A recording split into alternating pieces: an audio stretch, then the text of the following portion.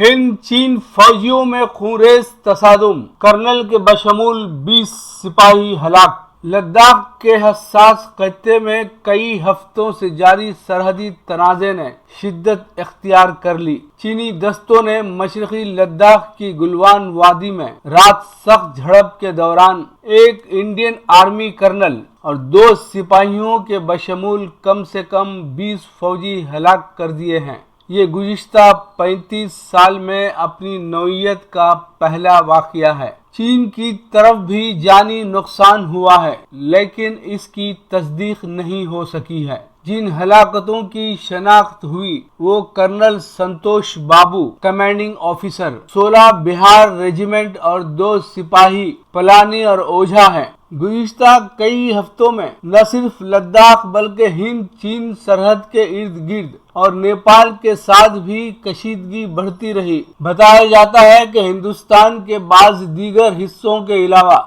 लद्दाख में भी अंदरूनी इलाके तक घुसने में चीन कामयाब हो गया है। इन तमाम दिनों में वजीर दिफा राजनाथ सिंह का बयान सामने आता रहा कि नेपाल और चीन के साथ सरहदी तनाज़े बातचीत के जरिए हल कर लिए जाएंगे। अपोजिशन ने हुकूमत पर बारहा इल्जाम लगाया कि हिंद चीन सरहदी कशीदगी से मुताल्लिक अपोजिशन और अवाम को अंधेरे में रखा गया है।